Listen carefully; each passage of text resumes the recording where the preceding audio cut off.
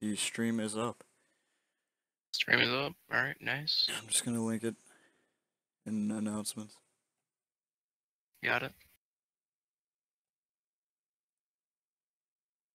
I'm pretty sure we should be good in terms of audio.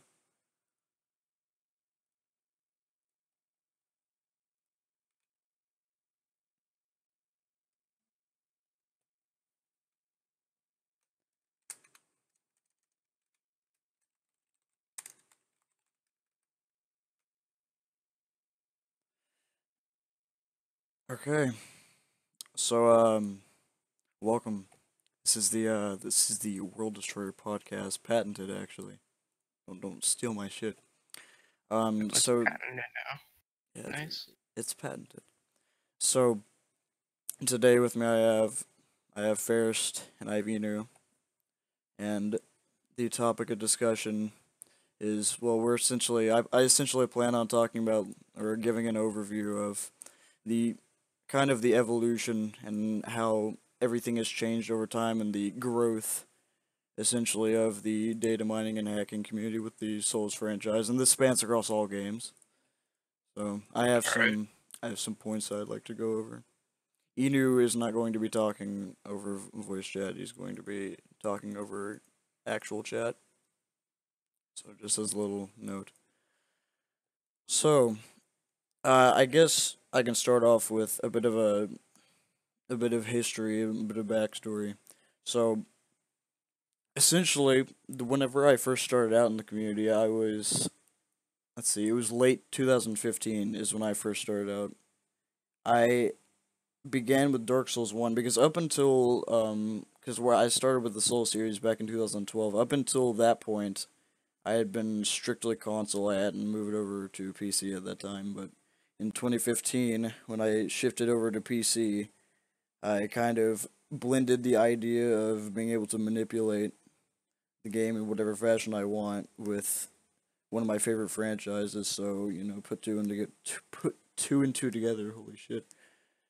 And that's pretty much where I began. I mean, don't get me wrong. I was I'm pretty sure this applies to most people. When I first started, I was a massive fucking shitter, and it was pretty toxic in general. I don't know. It pretty The much way grew I from there. go on. No, that's all I had to say about it. Oh, the way I started out with cheating in the Souls community.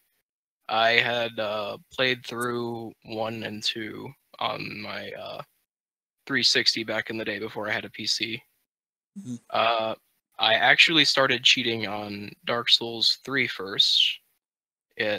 Which I didn't really know anything as obvious because I didn't have anything besides the public table. So obviously, you would call me such as a shitter back in the day.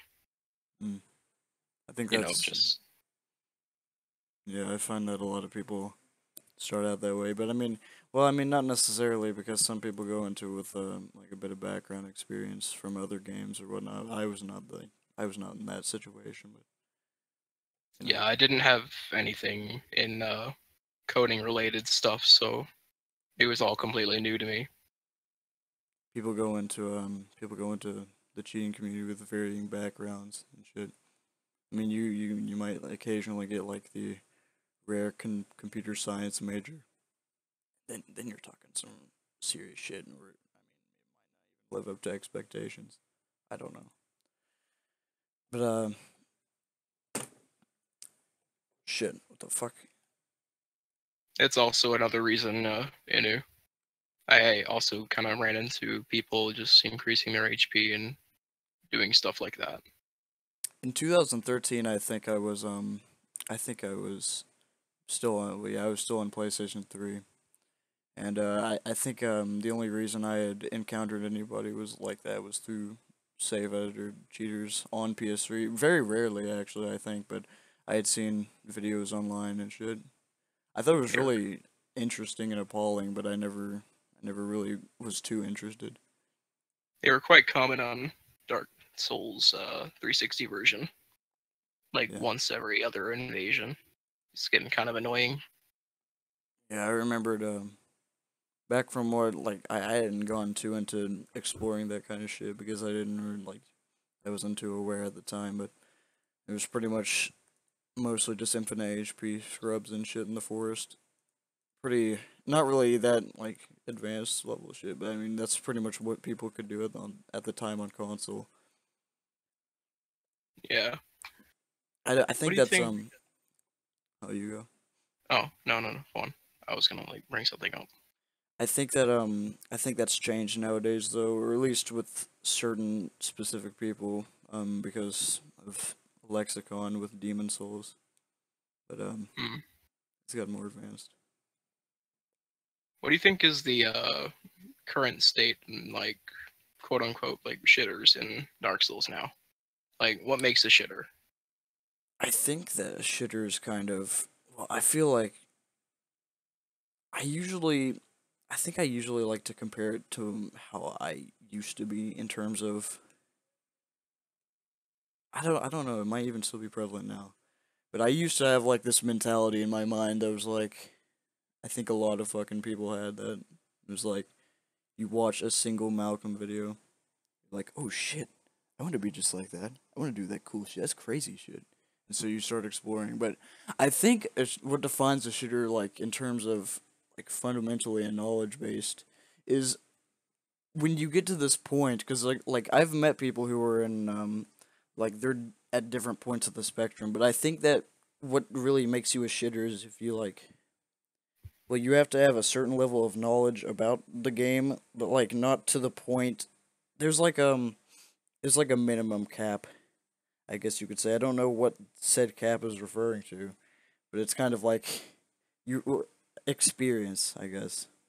So you're like you know just enough about the game to where you're able to use somewhat advanced things that are provided to the public, but overall you're still mostly inexperienced and but you try to present yourself as if you know more than you actually do. So I think that's really I think that's mostly what defines a shitter. But I mean you can look at that however you want really because I mean technically anybody who uses cheats and isn't like I mean I guess in a way we're all a little bit shitters. But I mean I don't I mean, what defines a shitter for me is like, I mean, people talk about like having people like going around with instant kill weapons or iframes around and just ruining people's day. What makes a shitter for me is them using stuff that they didn't earn themselves against other players. I can see that in part in my opinion.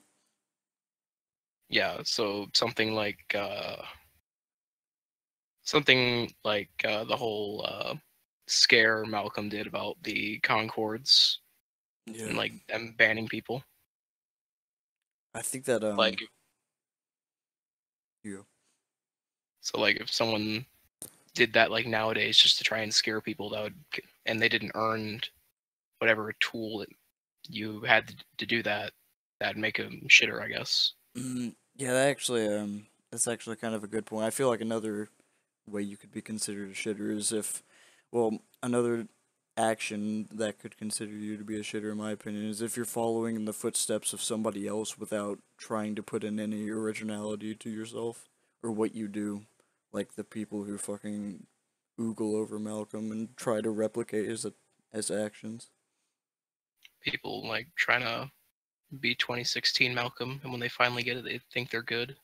But he's just another example of countless people.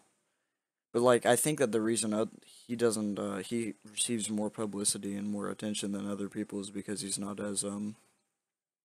as publicly like he's not as much of a public figure as some people like Lion.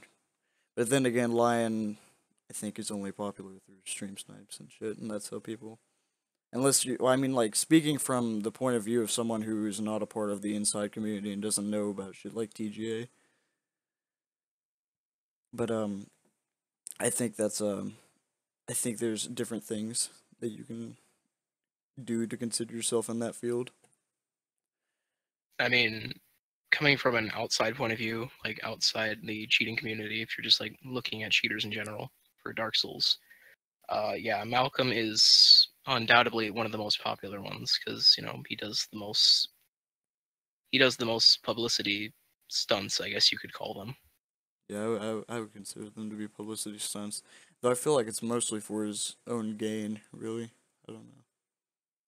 I don't really Yeah, interact with Malcolm that much, so I can't say too much. people like Lion Inunori and hell, even Gonth in the chat. I didn't have any clue about them until I joined the community. See, like, I feel like speaking on the subject of what a surface level of information you can obtain from not being a part of the inside community and the level of knowledge that you obtain from being inside the community. I feel like a lot of people gain, or rather, a lot of people who are not a part of the inside community lack, well, because they only have a surface level of knowledge. It's kind of it's kind of a lot of misinformation that spreads around, and it's kind of widely misconception based and mostly misunderstood about like the actual psychology and the reasoning behind why some of these people do what they do. Like, if you're just like some normal, like some casual player of a video game in general, I think this applies to every video game, not just the Souls franchise. But if you see someone who is like cheating or shit or like stream sniping you, I can see why you would default to the idea that like the person's like a general sociopath in real life or some shit. But I mean, I feel like you can't. Well, I mean, you can't speak you can't really speak about this unless you know. But unless fuck, what am I trying to say? You can't really exactly form a general assumption about people like that until you truly know. But I can see why most people would default to that.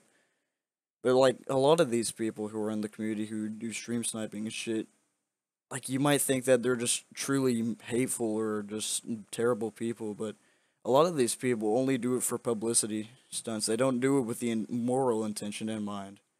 Like it's mostly for like personal benefit and icon on the internet. Well, I know a few people who do it just to try to have fun with the streamer and give them a good time.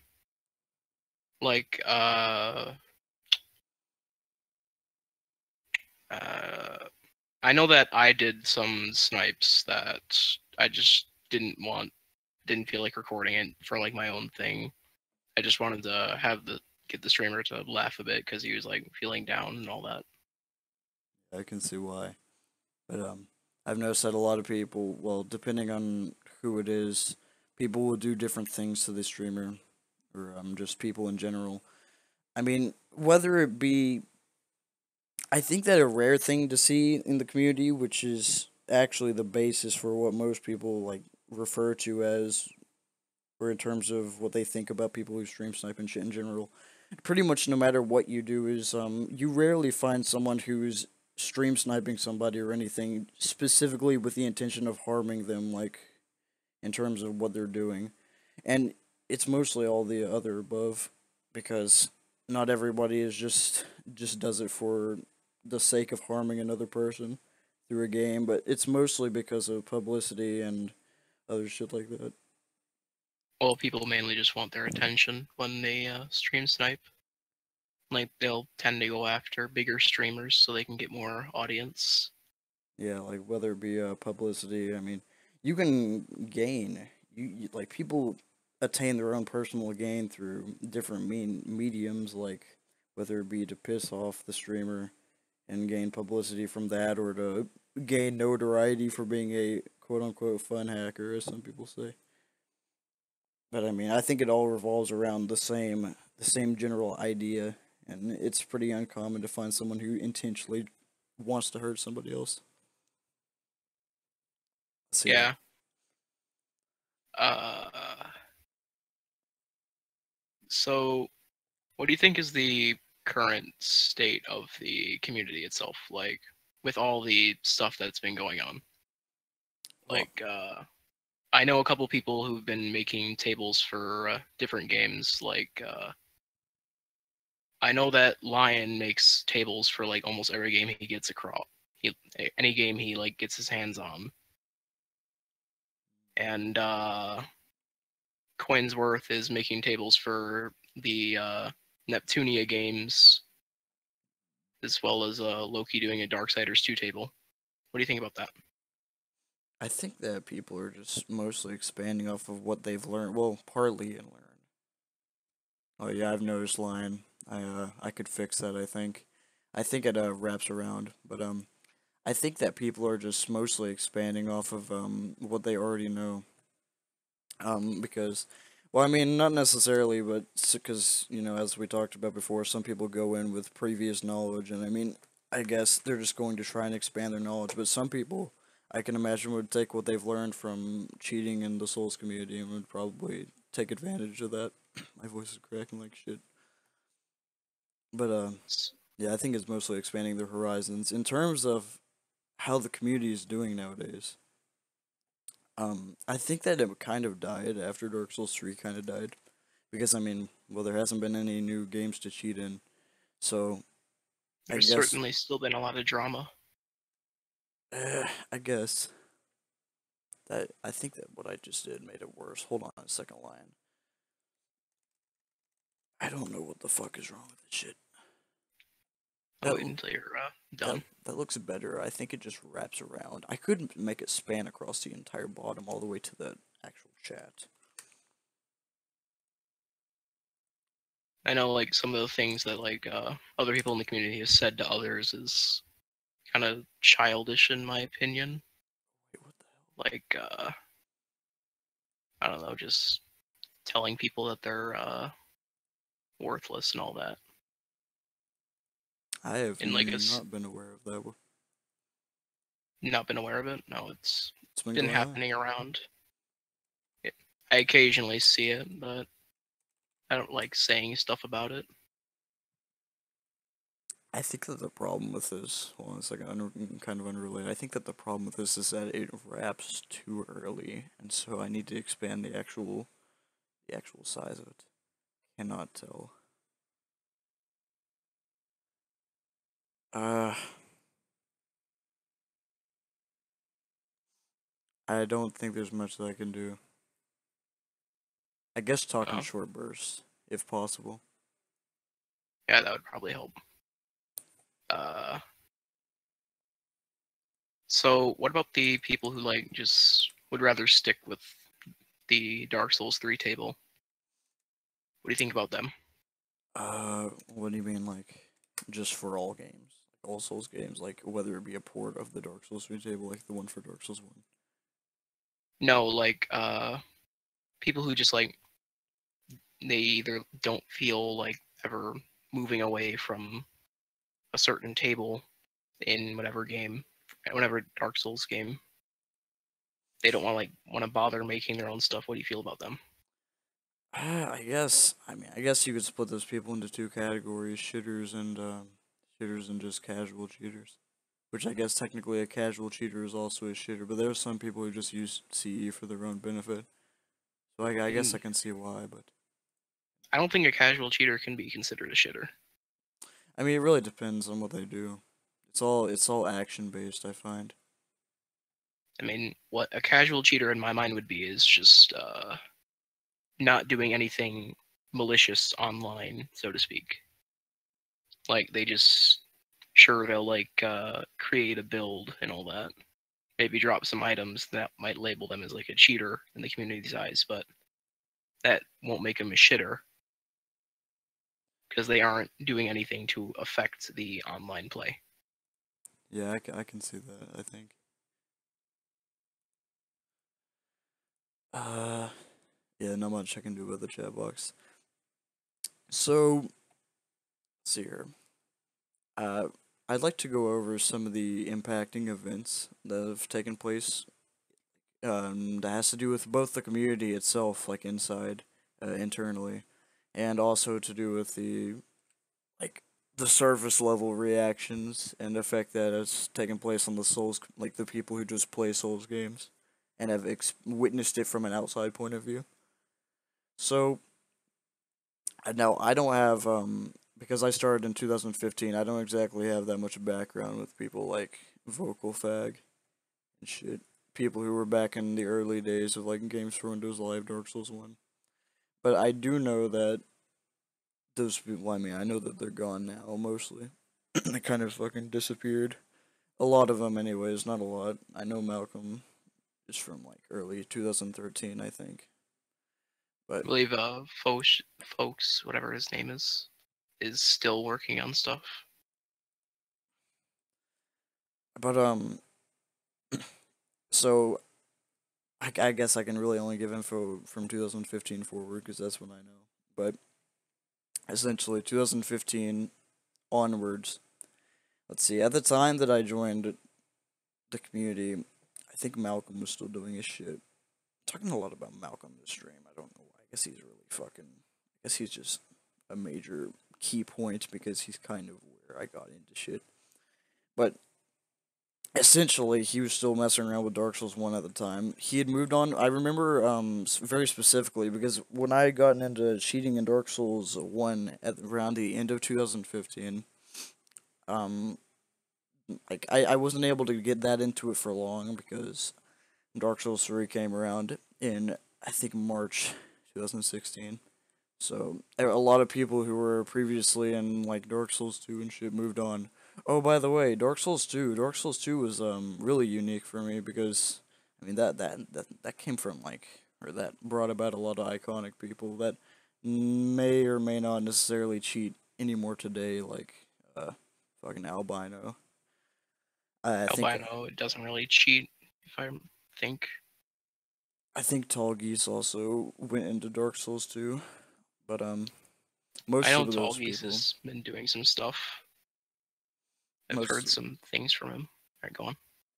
most of those people have well, some of the people who were in Dark Souls 2 didn't go on to Dark Souls 3 in terms of cheating, but I do remember specifically that when Dark Souls 3 came around, well, I mean, from launch, of course, I still wasn't like that into the community at this time, so it was with the I remember because of all of the publicity it received with the whole mess of what people considered to be soft banning, where fucking Malcolm would use the homeward bone effect on people at the launch of Dark Souls 3, and I remember that was fucking chaos. But so I feel like that was a pretty big key event in the community because if I remember correctly, it actually caused them to patch it because it was a combination of him and everybody else who were launch cheating and just abusing the shit out of all the stuff that was in Dark Souls 1 that was possible and caused them to patch it out. So I remember that was pretty it was a pretty major event for that. Would you consider that thing to be sort of a good thing what he did? Because it kind of gave FromSoft the insight that, hey, maybe we should patch this out just in case some other people try doing this.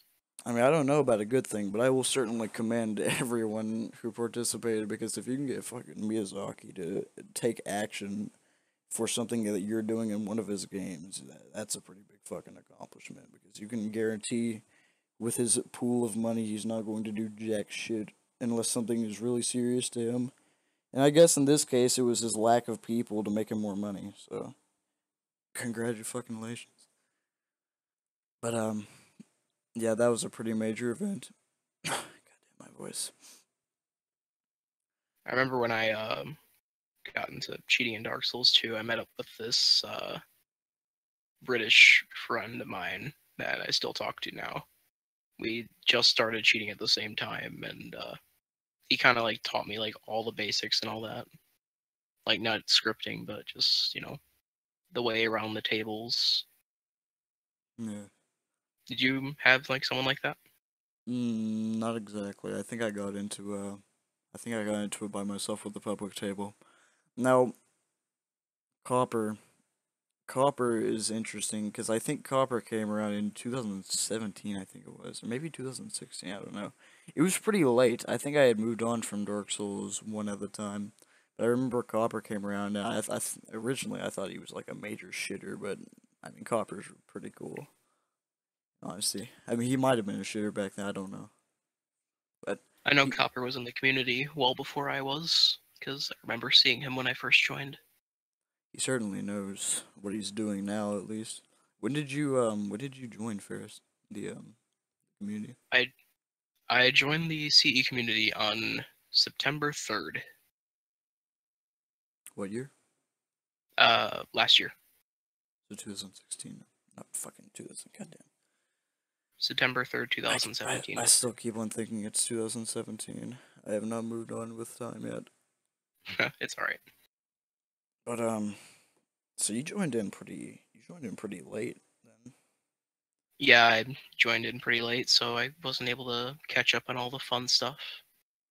I think I wasn't exactly a part. Well, I was cheating. I was like actively cheating, like trying to make a name for myself as a shooter would. For like 2 whole years, and I got fucking bored. But I eventually, it like took all the way until summer 2017 just for me to discover that TGA even existed, and so I joined TGA, and that got me connected to a lot of different people.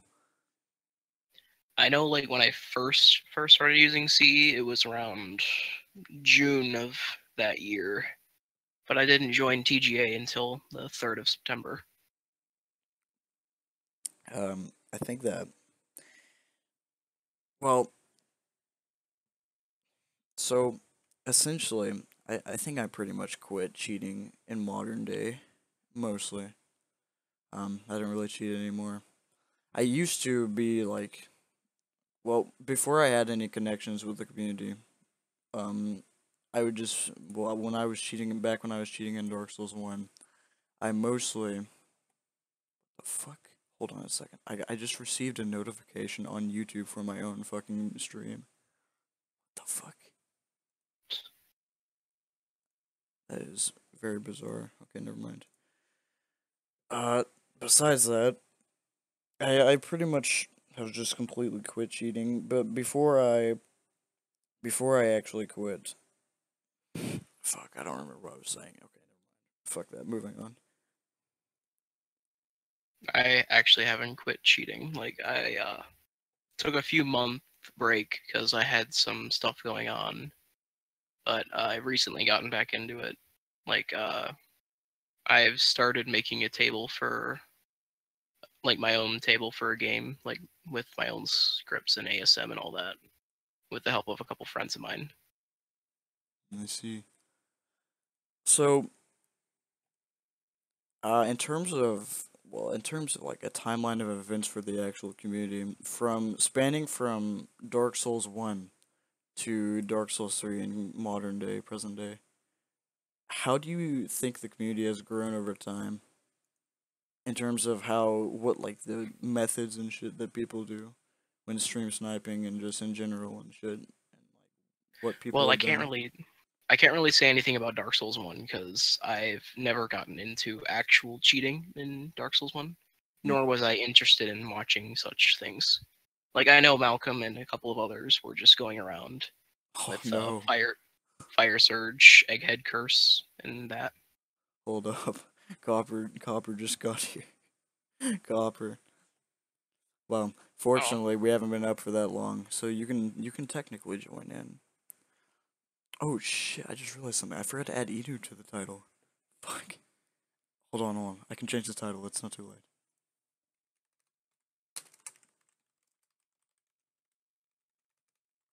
Fuck, the title's yeah, too long.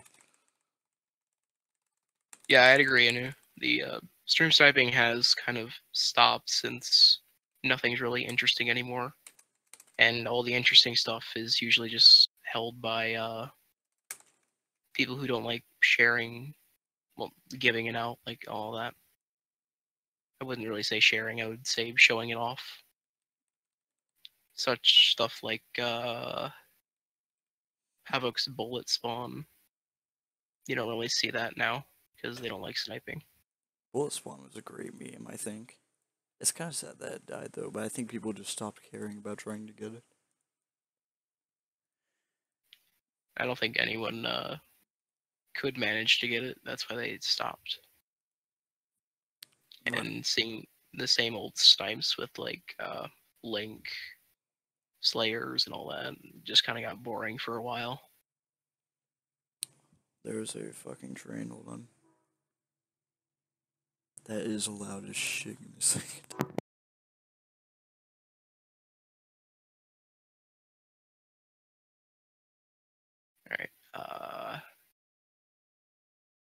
I'll wait until he gets back. I think it's just going to be annoying. It didn't even do the full train horn. It just puffed a little bit, and then it was like, "Fuck you." Never mind. So, in terms of methods and how things have evolved over time and what people have done, I think that in Dark Souls 1, when everything first started out, it was mostly save editor stuff. It was pretty basic, but I know there were some odd ones like Vocal Fag who were doing things a little bit different. Um, like with Fire Surge, which is kind of a fucking stagnant meme nowadays, but I don't know. Yeah. It was decent for the time, but because it was new, no one had done anything like it before. But that's what made him stand out. But then over time, I imagine that well, I mean, it kind of progressed from there. It was mostly when people started discovering bullets and how they worked and like started actually dissecting the game, and then the people discovered that Dark Souls 2 was similar. Everything just kind of branched off and chained over. I've noticed. With Dark Souls 3, especially with people like Ainsley coming into the community who knew a lot about ASM and what they were doing. So then we had all these new things like events and shit and cutscene force and bullet spawn and all these other interesting ways of being able to stream snipe people and just utilize different methods. So Yeah. I think in comparison to back when sheets were primitive and people were mostly save editing and there was the occasional one who stood out, I think things have changed quite a bit. I know that I like got interested in the cheating. Like I didn't get into it, but I was just interested in the thought of it around Dark Souls 2 because of the cheaters I saw during that. People like Tall Geese and people, yeah, just people like that. I think Tall Geese was actually one of the first people that I discovered. I I know he's remember like around a bit during Dark Souls 1, according to like a couple of videos I've seen, but not around as prominent as in Dark Souls 2. I know that he was super fucking edgy when he was in Dark Souls 2. Probably has always been super edgy, I don't know. But I don't actually know the guy, so I can't really speak that much. But Second here. I got interested because the some of the neat bullet stuff and bosses people would make in Dark Souls 2. So I guess that kind of got me into Dark Souls 3 cheating. But then I kind of found out like bullet edits are client side, and that ruined that. Yeah, I remember back whenever I first started out with Dark Souls 1, I remember I I pretty much thought that every single modification back then was server side because I didn't grasp the idea that there was some shit that would be client side because it didn't really make any sense to me back then because I was very new. So I'd have all this crazy shit thinking I had this really cool mini boss, but really no one else would be able to tell what the fuck was happening. Kind of Yeah, tragic in a way. it's a very tragic thing. I found that out in my own way when I was like masking someone. Lion has a pretty good point. I feel like the remaster is probably going to be dead upon release just because of the state of the actual community at this point and the fact that everything has been done so much. I don't think anybody's. I mean, I'm sure people will do it for publicity and to be cool with the rise of the community because there'll be a massive influx of players coming back. So, I don't know. Oh, there's undoubtedly going to be a lot of players coming back to Dark Souls 1 remastered I would with some cheaters as well.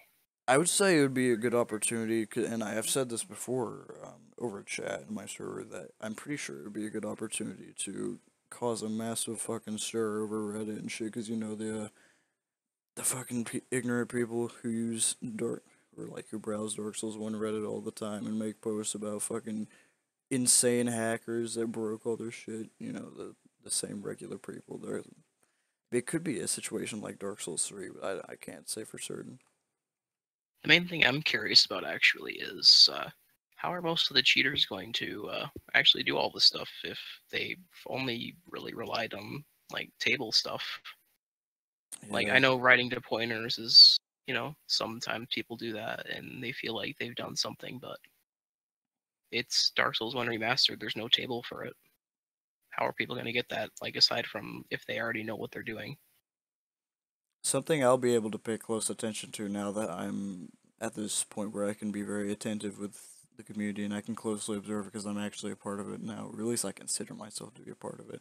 Maybe not so much now, but is the time period that spans across upon launch and after launch from that point on between where or mostly a comparison between the time it will take people who are just starting remastered cheating and are just now working with the public table to the point in time in which shitters start to come in and utilize already found methods and tools.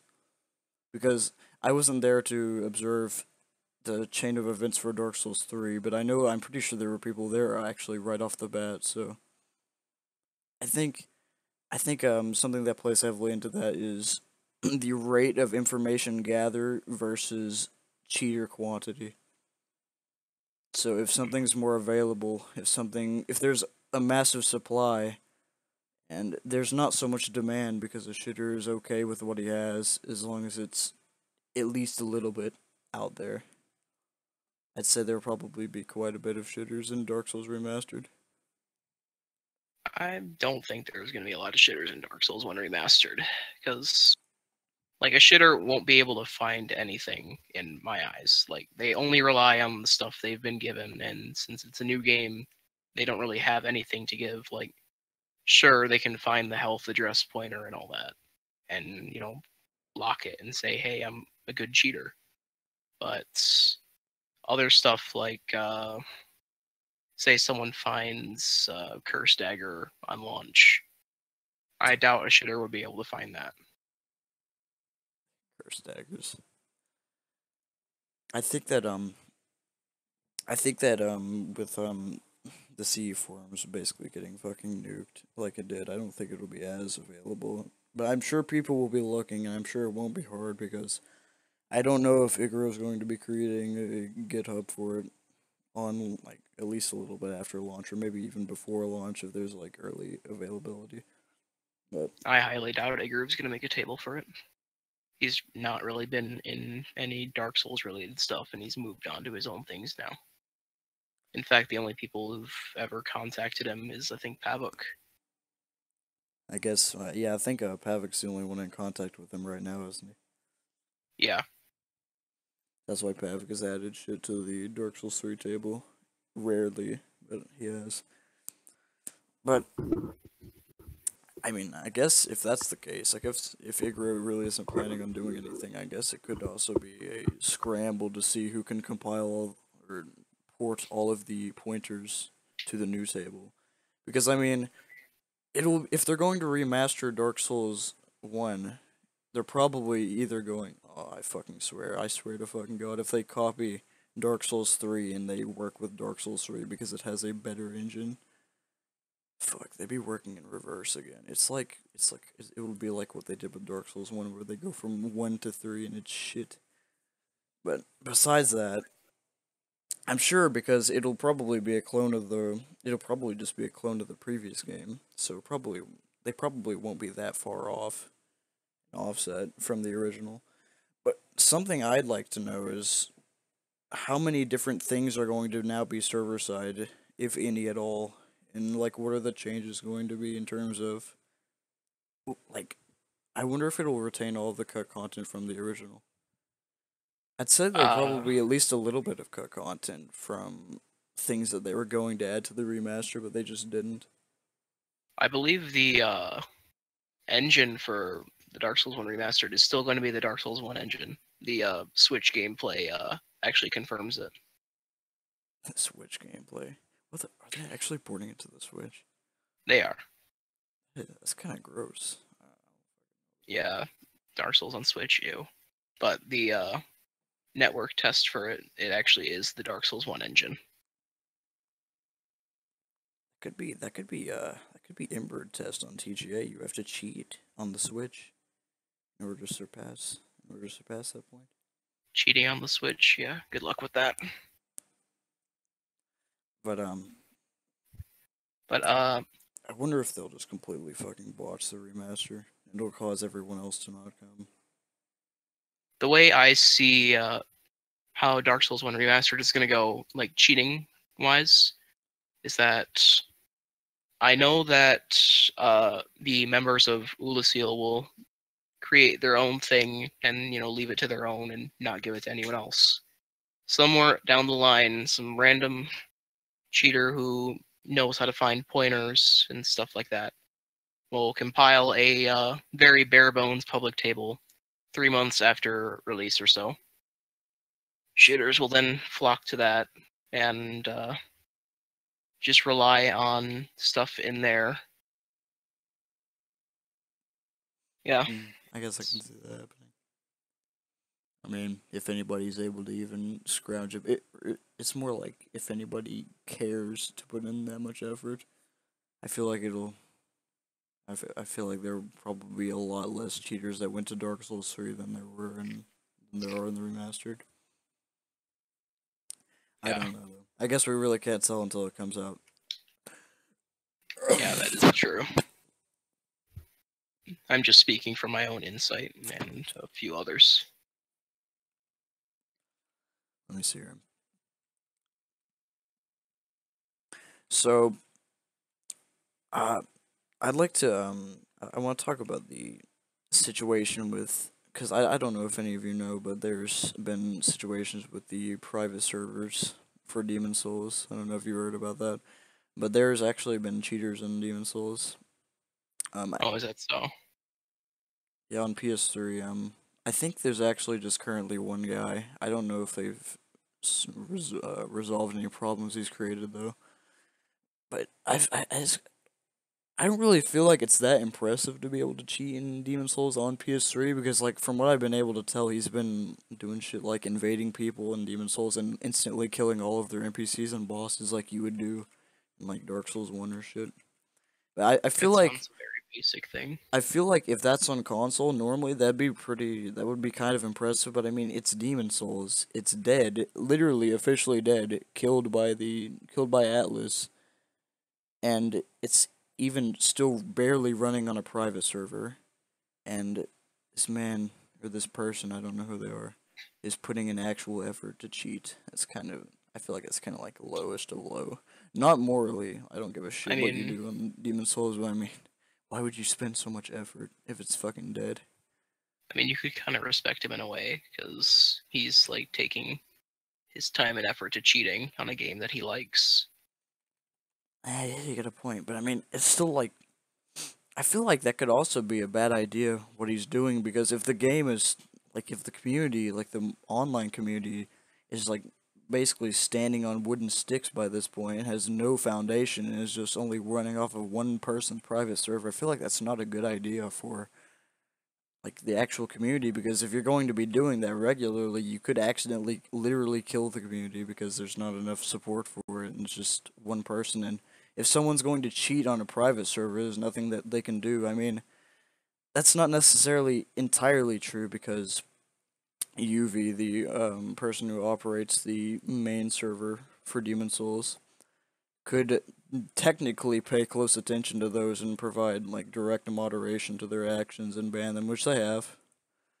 So, wait, like, you saying like all cheating should be online?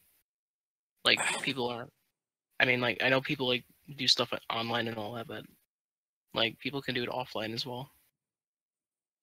I'm not necessarily talking about cheating online or offline, like whether you should stick most of your actions to one demographic or the other, but I just think that what he's doing is kind of pointless. It's probably not a very safe thing to be doing because it could kill the community for what it is. Also, I would like from a person who has really cared about Demon Souls for so long since I played it in 2012. I feel like with the game being as dead as it is, normally I would condone cheating in like every single other Souls game, but I feel like it's kind of like in its dying breath still. I mean, it pretty much has already breathed its last dying breath, and now it's just kind of operating as a husk.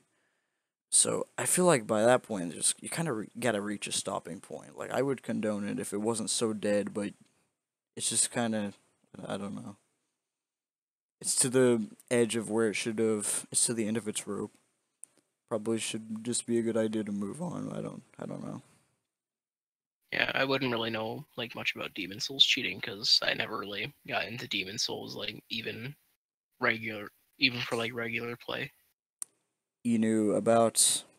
I'm not entirely sure actually, because I think that UV's going to continue operating with the PS3 servers, and I have a feeling that the people who work with RPCS3 are probably, if not even the people who created RPCS3, it might be some other person who created a standalone network and just like collaborates. But I imagine they'll probably stick to their own devices. I don't think there will be any much communication. I mean, they'll probably acknowledge that they're doing good on both platforms, but I think that also I don't think that if RPCS3 had working multiplayer networks now at the current state that it's in, where it's very primitive and it lacks the GPU support, and it will kind of limit the availability to how many people can actually use multiplayer actively, because you have to have highest of high end of a PC in order to be able to run Demon Souls smoothly. So I think that that's something that not everybody has, and I imagine it probably won't be as prominent as the PS3 servers, and so because of that, though, I imagine a lot of people will just resort to going to the to UV server instead. I mean, I'm sure they are probably probably constantly making updates and changes and shit. I haven't exactly been keeping up with it. I don't know. All right.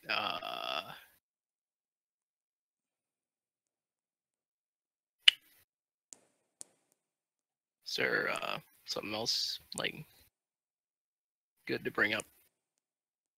Hold on a second. Copper, how did you first start out in the community?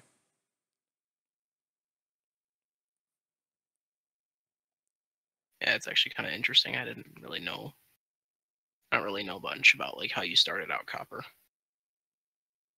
Like I know you're a Dark Souls 1 cheater and all that, and you've mainly done stuff on there. That's all I pretty much know.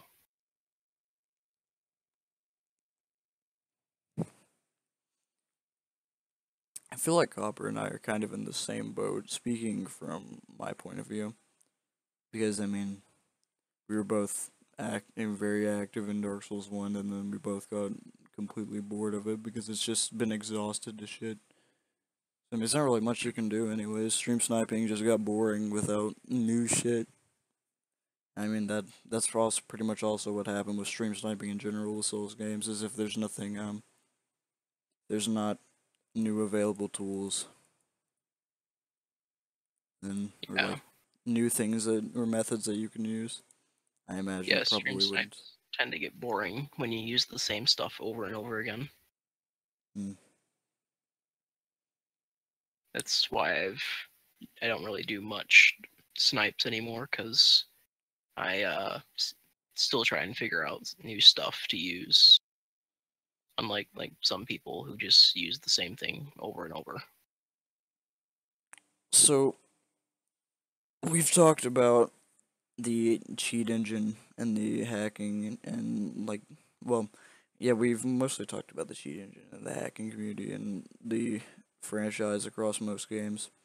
About Bloodborne, and now I wanna get into a bit of a controversial discussion about what's going on over at Bloodborne right now, and also just about I also want to talk about mods in general for the Souls games, and like kind of the progression for how the cut content for the games were starting out with Demon Souls discovered and shit, and how everything started out. Now with Demon Souls, I have very mixed feelings about Demon Souls because, or sorry, Bloodborne. Bloodborne, I have very mixed feelings about because primarily because Bloodborne, I feel like would have been a really divine kind of. I don't know why I'm calling it divine. It would have been interesting to see the cut content of Bloodborne. Like I had wondered from day one if anybody had actually been able to, but I thought that with the current available tools and shit, and it being on PS4, it wouldn't receive that much attention for a while as people tried to work it out. But I don't remember I don't remember exactly how it happened with or exactly who the other person was, but it was ID Damon and some other person, and I remember that they were able to actually extract the files of Bloodborne, and they were able to. Well, okay, so this is where another one of my big issues comes from. So while all this is happening, before this is happening, actually, conveniently very close to it, Sandus K makes a video. It's a cut content armor video where he made. I guess he took a pre-existing save editor for like the PS4 saves, and he kind of modified it, and he geared it to where he can make modifications to Bloodborne, and it's been growing ever since. Apparently, he worked on that for that section by himself, and so I mean, even though I really do not like Sandus K for a lot of good reasons, that I won't go into full discussion here. I mean, you can just find all the shit that he's done on the internet by this point, but Yeah, I've seen some stuff on him.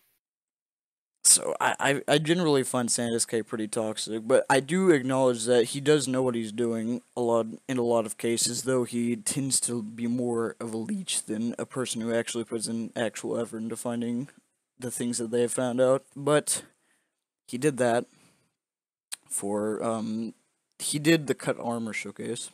He mentioned in the video that he didn't want to do weapons yet so that people who were save editing wouldn't get a hold of them early game and be be all over that shit. So he did that, and I think it was at this point that he contacted Zuli, or maybe Zuli contacted him. I don't know, but Zuli made a big mistake in contacting Sandus K because they both started collaborating on improving the save editor by this point, and it was not good, essentially, because I find, in my opinion, that Zuli is a pretty neutral person overall. They have done a lot of good for the cut content community, but I feel like directly associating yourself with Sandus K in that fashion is not a good thing for yourself or whatever you do. Sorry, especially if you're participating in research of anything like cut content in a game, because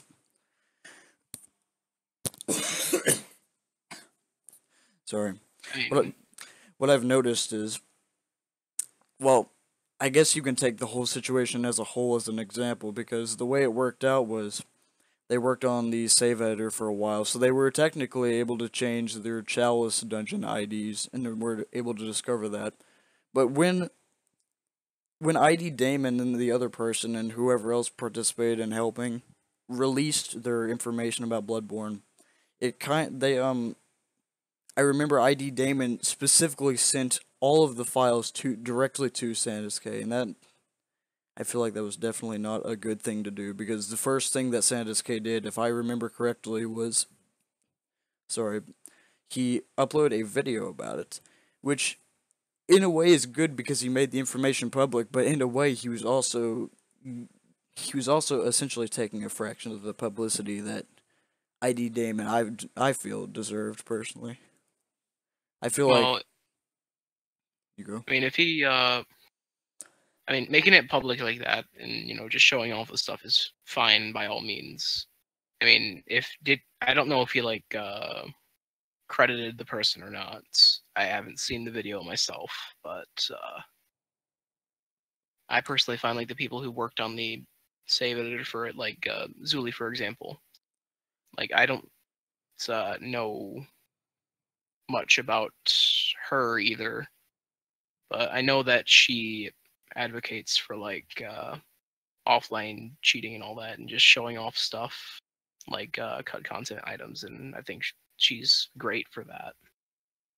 Yeah, she's pretty she's pretty neutral with that. But normally I think with ID Damon, I can understand if ID Damon didn't want to personally acknowledge it or make a video or make the information public. I think he actually did on Reddit, but I can understand why you wouldn't want to if you just lacked the means or wasn't available at the time. But I think that, and like, I also wouldn't condone sending it to someone like Sandisk if Sandisk hadn't already had a negative reputation and was known, at least by people who weren't his fans, about his malpractices from the past. I don't know much about his malpractices. Can you explain that? Well, essentially, he started out from it pretty much started from Dark Souls 2. If I wasn't paying that close attention at the time. I have actually a video that I can link in Discord. And it is a re-upload of one of Hellkite's videos, but essentially, to summarize, he basically stole and plagiarized a lot of different work from Dark Souls 2 and just from different members of the community in general, and he essentially garnered his own publicity from that, specifically for that. But he did that to a lot of different people, so it wasn't just Hellkite or anything, but that was one of the people that he closely interacted with. I remember he miscredited and stole a lot from people like Graphic, Hellkite, Benzwing, those kinds of people. And he would, I remember one of the iconic things that he did was he took the public table for Dark Souls 2, cut it up, and repackaged it as his own. And so he gained a lot of. It was mostly just him spreading misinformation and shit, to summarize. Yeah. He spread misinformation across the community through his channel and his videos, and he plagiarized and stole from other members of the community, and was just generally a pest in general. But I think the reason, if we're speaking about my thoughts on Sandisk, I think Sandisk, in terms of what he's doing, has gotten better over time, and what he's doing now is not bad like he used to do. Like, he's not doing anything bad anymore, like plagiarizing, but my problem with Sandisk arises when he refused and instead threw the blame off of himself about all of his accusations and instead referred to all of the claims made against him as people bullying him, and he instead decided to just move on without properly making amends with her, like at least just apologizing for the bad things that he did. So I feel like that was pretty low of him, and the fact that he just decided to move on, and somehow it actually worked in his favor because nobody seems to care anymore. Everyone seems to just oogle over Sandisk because he is so good at cheating, and he found content for Bloodborne, even if not a lot. But that's essentially why. Yeah, I can see why he may have a poor reputation in the community, so to speak. I think Reddit still hates him. I don't know, but but my problem with his work with Bloodborne is that I wouldn't. That's why I wouldn't condone doing that for someone like Sandisk. Like, if it was just somebody else, like you were just giving the information to make public, like maybe ID Damon just thought that Sandisk would be the good person to do this for, so that they could spread his information that he had found to his wide audience of ignorant fans, which actually is what he did. But my problem with this, I think, is that he is, as a result, whether ID Damon knows this or not, is essentially gaining publicity, or at least a fraction of publicity for shit that he didn't find himself.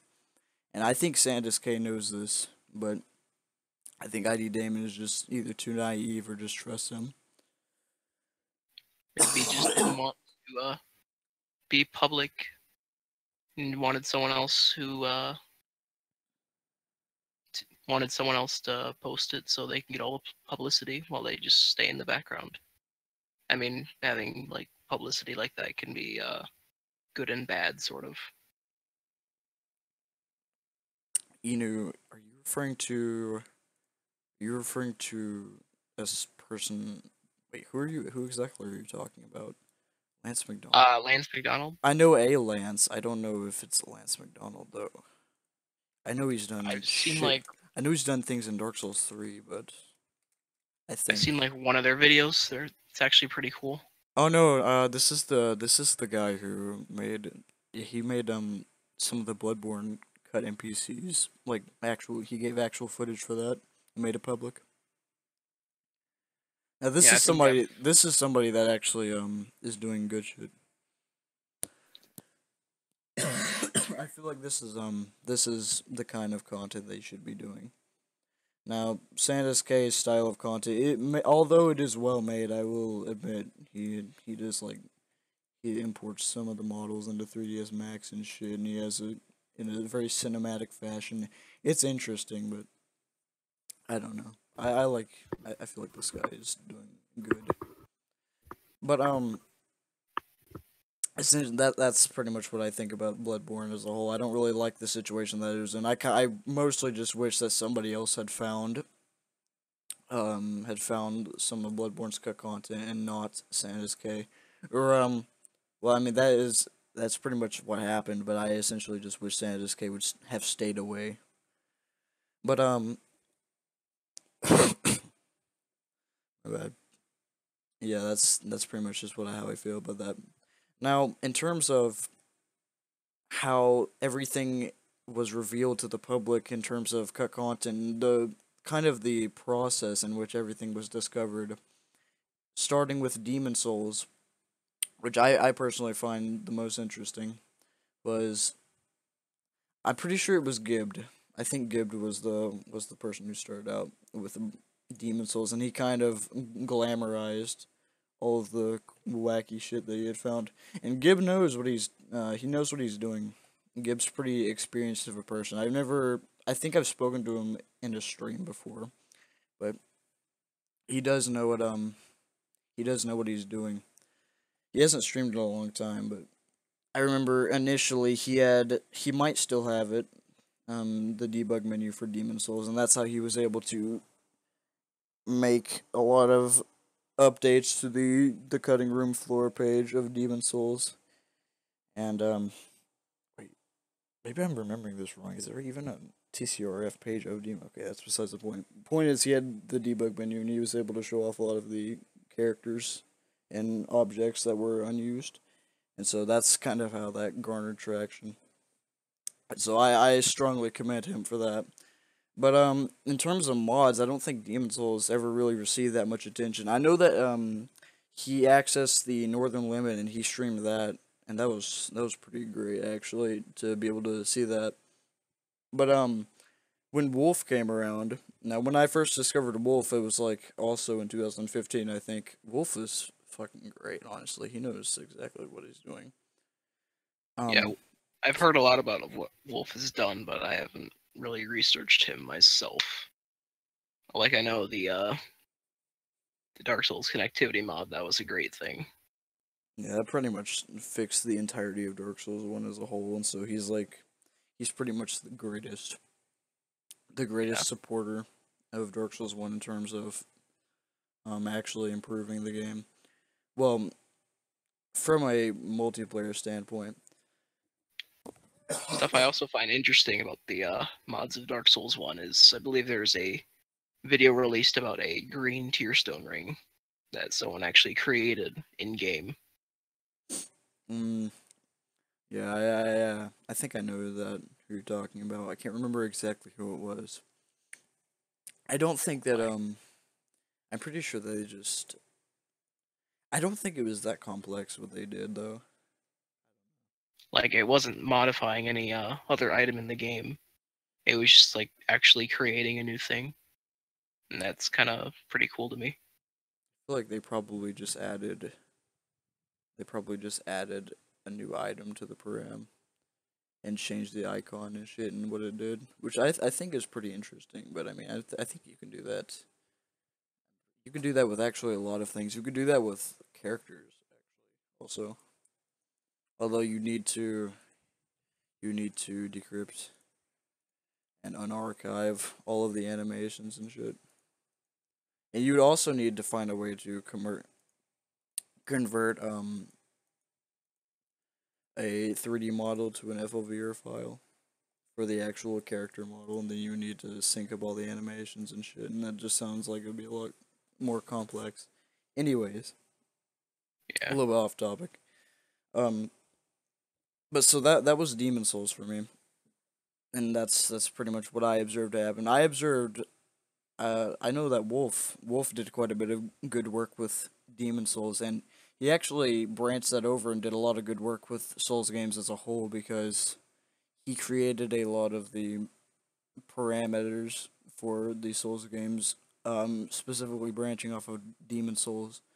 But of course, Demon Souls and Dark Souls 1 share the same file type, and so does Dark Souls 3 to an extent, but Dark Souls 3 is a lot more complex. But essentially, you could then use a lot of his tools to do things like unarchive the game's files and change characters and regions, and it was really cool.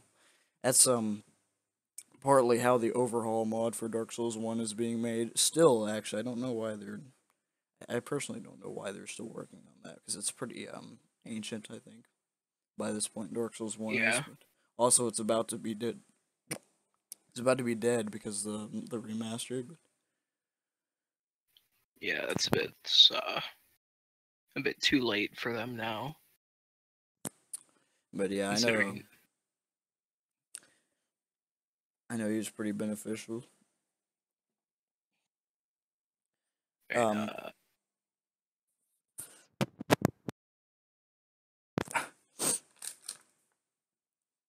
yeah, I'm sure it won't kill the actual like community itself. I'm sure it'll sustain itself a little bit because I'm sure people will still want to play the Souls games. I feel like people are well. I think a remaster would be probably the best they can do with a Souls game at this point because this formula has been done to absolute hell by this point. In my opinion, I don't know. You might still like it, but I feel like they've kind of exhausted the formula of Souls to its rope's end. Not talking about Bloodborne, by the way. Bloodborne was amazing and was super refreshing, and it reminded me a lot of like back when I first played Demon Souls, and it was super nostalgic and great. But I think they should. I think they could go for a Demon Souls 2 with that, or a Bloodborne 2 rather. But I think in terms of Dark Souls being like fucking high fantasy and having all the same mechanics, which then trailed over into Dark Souls 2, which was just the same thing pretty much with a different set of environments, and albeit worse circumstance in a lot of people's eyes. And then Dark Souls 3 did the exact same thing. So I feel like unless they mix it up somehow, which I mean, I guess they're taking advantage of the idea of a remaster because a lot of people up to this point have been saying that they wanted a remaster for Dark Souls 1 or Demon Souls, and I can guarantee they're not fucking touching Demon Souls anymore. Especially after Atlas killed it, but I mean, I highly doubt a Demon Souls remaster would come out. Yeah, especially since Atlas killed it. But I would certainly love to see it instead of a Dark Souls 1 remaster. And also regarding to Bloodborne, I myself wasn't a really big fan of Bloodborne, so to speak. I didn't really enjoy the stuff when I played through.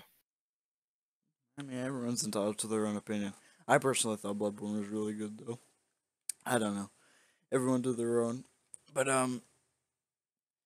yeah, I think that the Souls franchise is pretty done by this point. I'm kind of glad that Dark Souls 3 is going to be the last Dark Souls game. But now, note that he didn't say the last game in the actual, like, franchise. I believe he So, said it's the last game he'd be working on. The so last Dark Souls game he'd be working on, so that's kind of That's kind of well, I mean, depending on if that's also counting Bloodborne, that could be bad.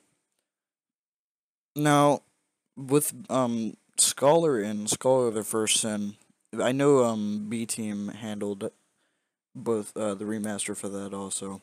But I do hope that at least because A Team is working on the remaster for Dark Souls 1, I hope that they at least don't fuck it up a little bit. I'll probably do a playthrough of it if I'm not cheating and shit on launch day, but I'll probably do some playthroughs. I'll try to view it for what it is, but I don't know. I don't really have that high hopes. I mean, I'm sure it'll probably blow up on the first week and progress from there, but I don't know. yeah, I know most of the people who are going to be getting into the remaster cheating on day one are going to be trying to look for all the advanced stuff first. Stuff like events in Dark Souls 1 and that stuff. And, some people trying to get the Curse Dagger meme day one. I think I've mentioned it to a couple of people, like saying it'd be a fun joke to have the first ever kill using CEB Curse Dagger just for a meme. Sounds pretty good, honestly. Could do an entire stream in Dark Souls Remastered on day one where you're just using Curse Dagger. Oh, I feel like it would be kind of fucked up if FromSoft patched weapon status effects like that. It'd be pretty fucked up. They probably won't, since it's gonna be just a. They probably won't put much work into it because it's gonna be the Dark Souls 1 engine like before, and Yeah, so far it just looks like it's just a graphics improvement along with a couple of mechanics such as the multiplayer stuff. yeah, it'll probably just be a cash grab mostly. Something to gain Miyazaki more money. A lot like Scholar. That's also how I feel about Dark Souls 3 though. Also, I've determined in my mindset that Miyazaki is pretty much just a money hungry bastard. I don't know. By this point, at least. I mean, back in Dark Souls 1 and Demon Souls, I think at least you can tell he kind of cared about what he was doing. But when the Soul series really took off with Dark Souls 1, I can tell he just didn't give a shit anymore. Yeah, Miyazaki he's probably just didn't care about the series too much anymore, because at that point it's become such a popular franchise now. Like, you can't go a couple of minutes without seeing something related to Dark Souls on the internet, because it's became so popular.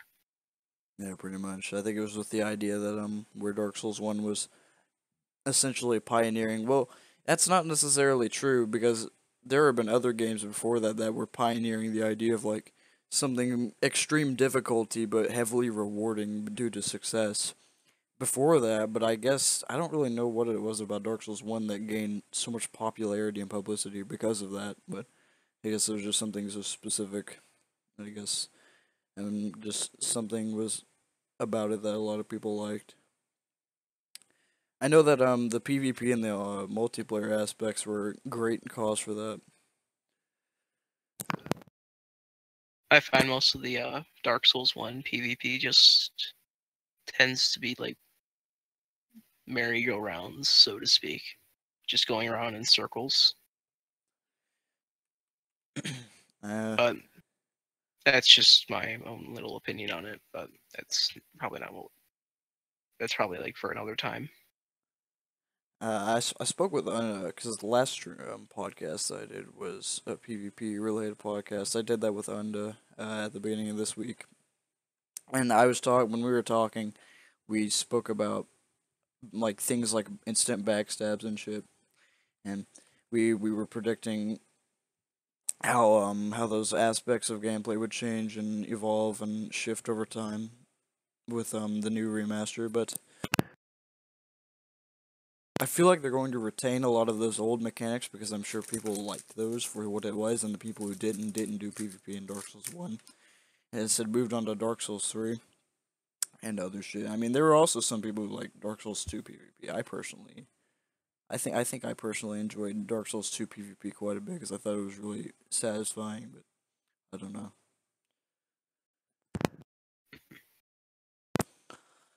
Actually, I wanted to. I can't remember if you talked about it or not, but when did you actually join the community? I believe you said something like Pavlik asked him to join RS at some point. So that Actually, would probably be a few months back. Like, or rather, a better question would be when did you start cheating? Because I remember I saw there was a video from like 2013 in Dark Souls 1 where somebody was invaded by you. So it could have been a long time. I can actually find that video somewhere. I think it was called. I'm sure I can find out. Yeah, this is This is the actual video. This one, what was the actual date on this though? So this was January 1st, 2013. So it was a New Year. So it couldn't have been, it couldn't have been that late into Dark Souls 1's life cycle. So pretty much at the end, roughly. So.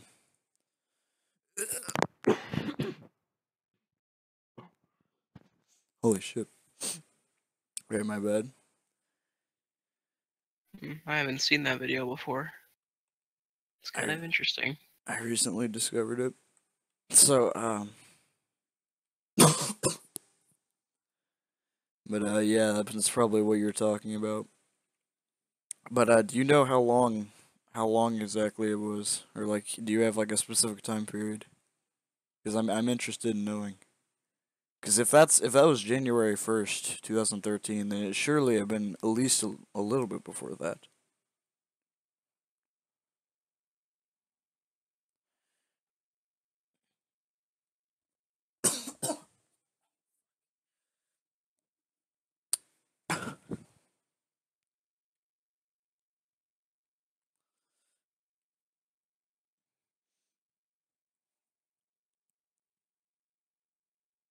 I don't know what it is right now, but I have like a shortness of breath and shit. I don't know. Mm.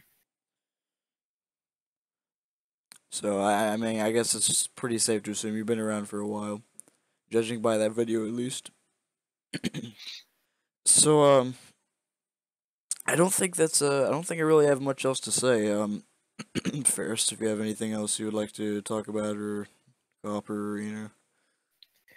Uh, I have since I've just completed my Dark Souls 2 playthrough, as I think you mentioned before in the chat before we started this. Hmm.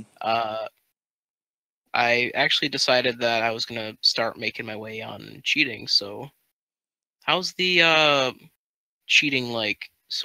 How's the cheating in Dark Souls 2 currently?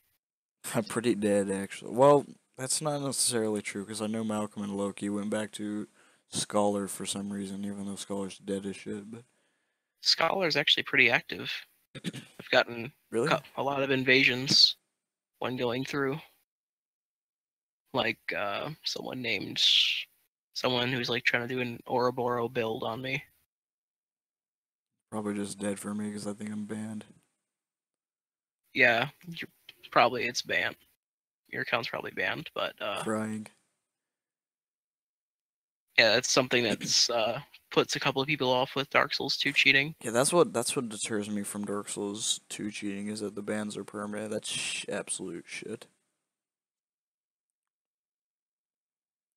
I thought Yeah. I actually got on original the other day, and even though I'm perma banned on there on my main account, which I didn't realize I was even on my main, but I actually saw quite a bit of ghosts at Hades, so I don't know. I guess there's still people playing.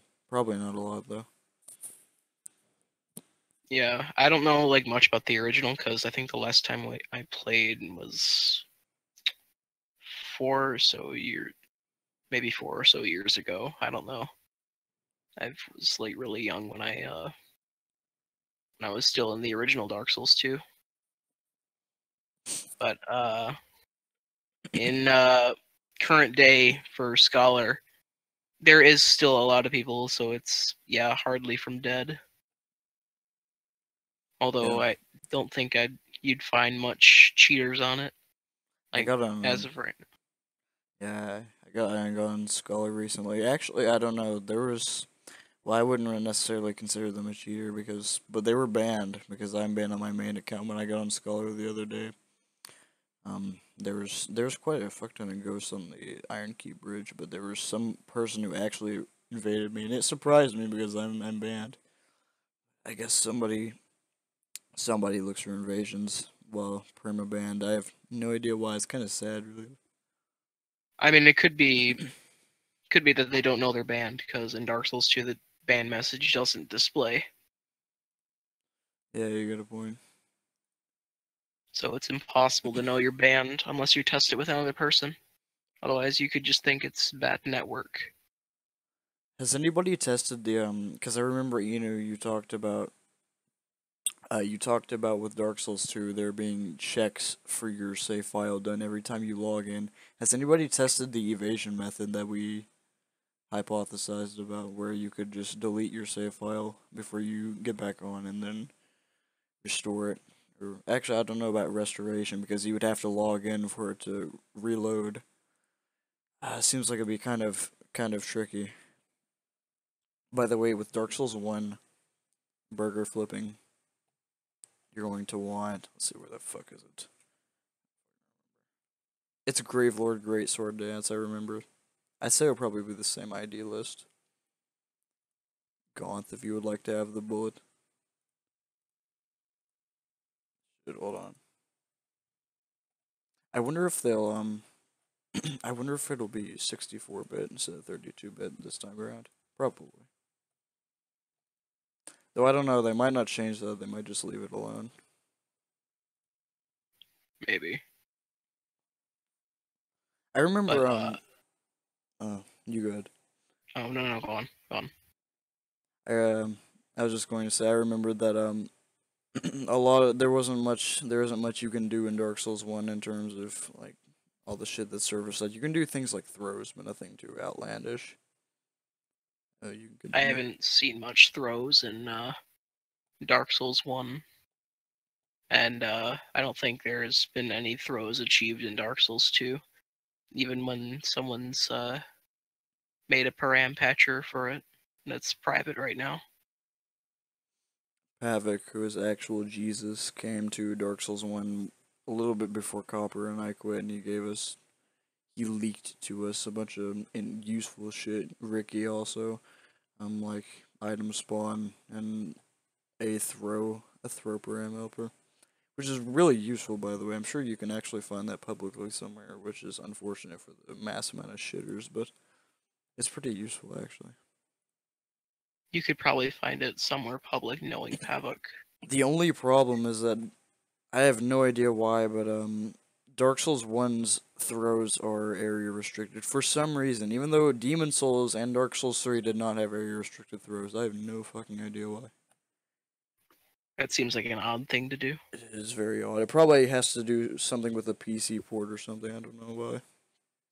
I mean, they did botch the multiplayer and everything. What am I looking for here? That's what I'm looking for. Hold on. In my honest opinion, throws are the most fun thing to do for Dark Souls 3 cheating. I can agree with that. It's quite a bit of different things. Like slaying some stat shitter is fun and all, and you get to see them get deleted and all that. But throws, in my eyes, will always have a special place in my heart. Mainly Yeah. because before I started cheating in 3, I'd get thrown around a lot by a few people, and it was kind of fun.